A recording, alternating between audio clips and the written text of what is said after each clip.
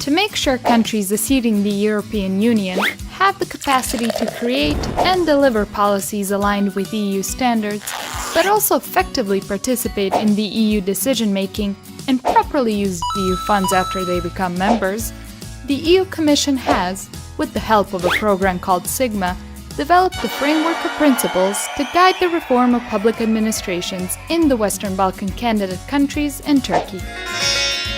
These principles encompass a range of significant areas, one of which is public service and human resource management. What is the public service and why do we need it?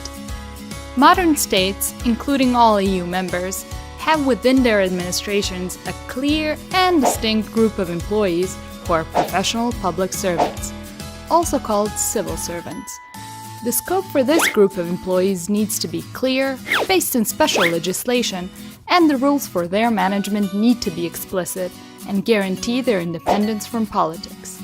Public service needs to cover at least those employees who exercise powers of the state and in which they protect the general interests of the state and the public. Usually, those will be most of the employees in the ministries, as well as a number of agencies directly related to the ministries or the government itself. In a typical ministry, complying with these EU standards, the minister herself will be a politically appointed figure and will have a few political members of staff, advisors. Her deputies may also be political figures who come and go with each new government.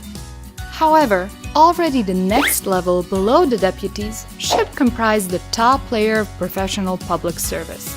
These and other public servants should be hired based on merit, meaning that employment procedures must ensure that the best candidates get the jobs, rather than politically or personally preferred ones.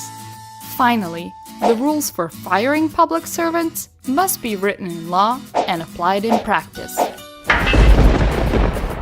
Although the detailed systems and practices of all EU member states differ enormously, the common understanding is that a professional public service, protected from political changes, is necessary to ensure continuity in the work of the administration. A stable public service also supports legal certainty and helps make sure ministers can rely on professional technical advice.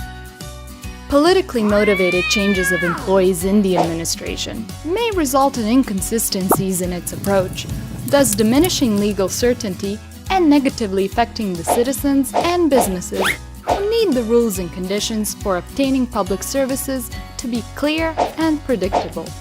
Poor legal certainty also means a bad business environment and lower investment, as businesses rely heavily on predictable and professional work of the administration when obtaining licenses, paying taxes, and otherwise going about their business.